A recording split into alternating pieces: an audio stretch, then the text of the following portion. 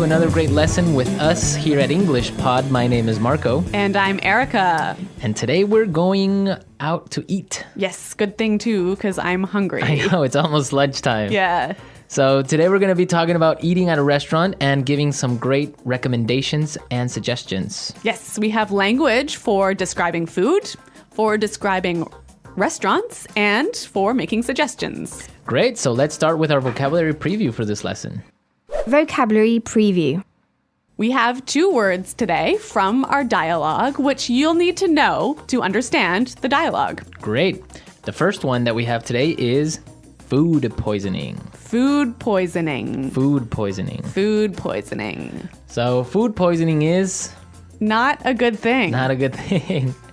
It is when you eat some bad food and that food makes you sick. Yeah. So you get food poisoning. Okay, so food poisoning, yeah, not a good thing. Okay, the next word. Allergic. Allergic. Allergic. Allergic.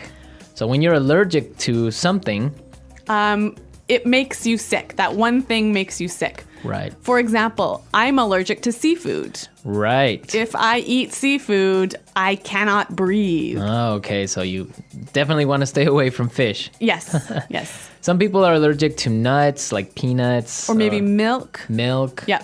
Cool. So when one type of food makes you sick, you are allergic to that food. Okay, great. So with this in mind, now we can listen to our dialogue for the first time at its normal speed. But don't worry if you don't get everything now, because We'll come back and teach you the important language.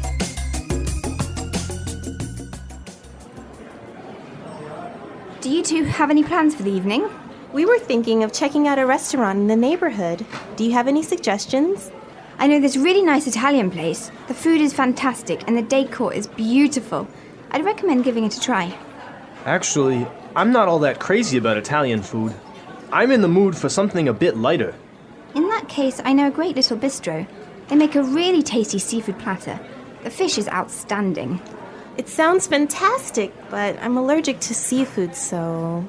Okay, well, let me think. I know this great little place. It's just a hole in the wall, but they do the most amazing sandwiches. You've got to give them a try. Ella, you took me there last time I visited, and I got food poisoning, remember?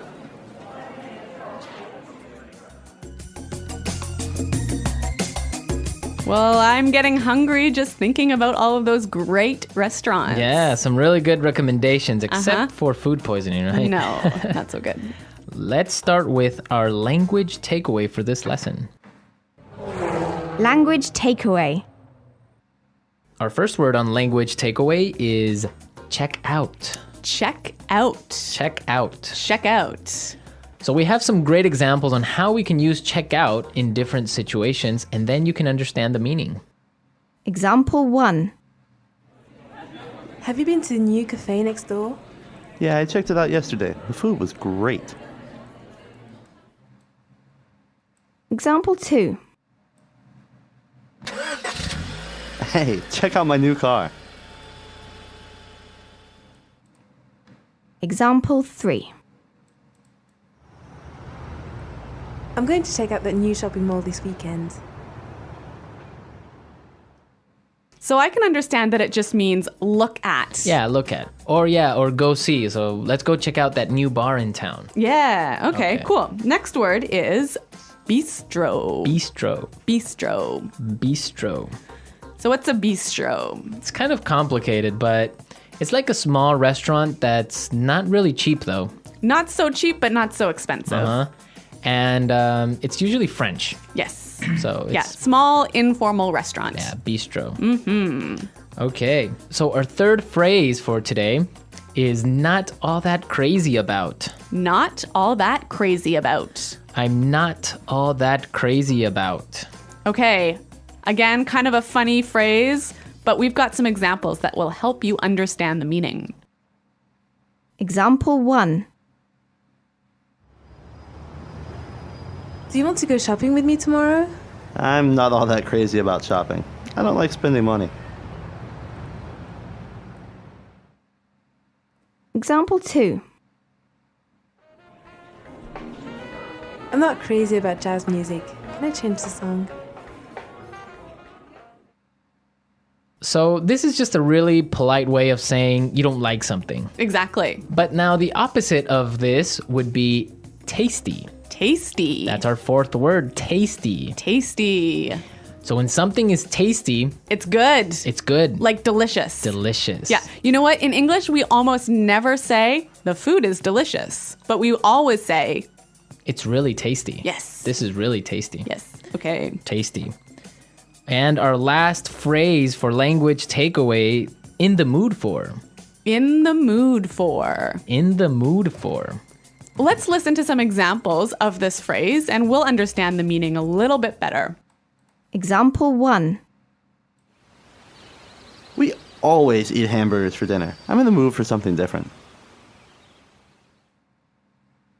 Example 2.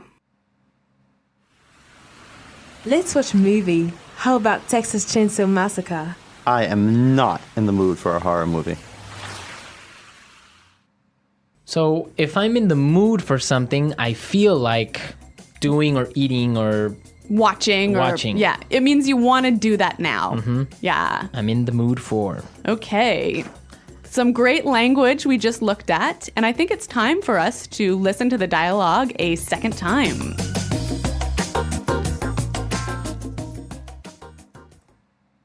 Do you two have any plans for the evening?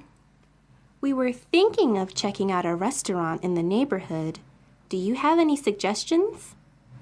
I know this really nice Italian place. The food is fantastic and the decor is beautiful. I'd recommend giving it a try. Actually, I'm not all that crazy about Italian food. I'm in the mood for something a bit lighter. In that case, I know a great little bistro. They make a really tasty seafood platter. The fish is outstanding. It sounds fantastic, but I'm allergic to seafood, so... Okay, well, let me think. Oh, I know this great little place. It's just a hole in the wall, but they do the most amazing sandwiches. You've got to give them a try. Ella, you took me there last time I visited, and I got food poisoning, remember? Okay, some really great and useful phrases there, and I know you want to talk about specifically some of these phrases. Yes, today's lesson is all about making recommendations, right? Right. So let's look at some useful phrases in Fluency Builder. Fluency Builder. So in the dialogue, we heard a great way of asking for a suggestion. That's right. Let's listen. Do you have any suggestions? Do you have any suggestions? So that's how you would ask for a suggestion. Or you can say something else like, do you have any ideas? Yeah, or you might say, do you have any thoughts? Okay, so Three that's great ways. asking for suggestions. Yep. In response to this, you can say something like this. I'd recommend giving it a try. I'd recommend giving it a try. We also heard another phrase that we use for giving suggestions. You've got to give them a try. You've got to give them a try. So these two phrases are great. I'd recommend or you gotta give them a try. Yeah. Great ways of suggesting. Yes. Now, what's really important here is the pronunciation of these words, right? Yeah, you'll notice that we don't say, I would recommend. Right. We use the contraction I'd. I'd recommend. I'd recommend. Similarly, in the phrase, you have got to, we shorten that to say, you gotta. you gotta. You gotta give them a try. You gotta. You know what, guys? If you can shorten your phrases like this, if you can push the sounds together, you'll sound a lot more natural, hey?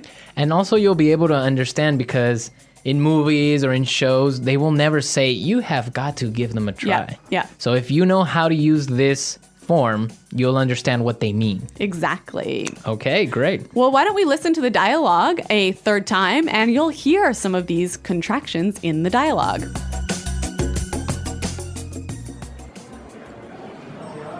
Do you two have any plans for the evening? We were thinking of checking out a restaurant in the neighborhood. Do you have any suggestions? I know this really nice Italian place. The food is fantastic and the decor is beautiful. I'd recommend giving it a try. Actually, I'm not all that crazy about Italian food. I'm in the mood for something a bit lighter. In that case, I know a great little bistro. They make a really tasty seafood platter. The fish is outstanding. It sounds fantastic, but I'm allergic to seafood, so... Okay, well, let me think. Oh, I know this great little place. It's just a hole in the wall, but they do the most amazing sandwiches. You've got to give them a try. Ella, you took me there last time I visited, and I got food poisoning, remember?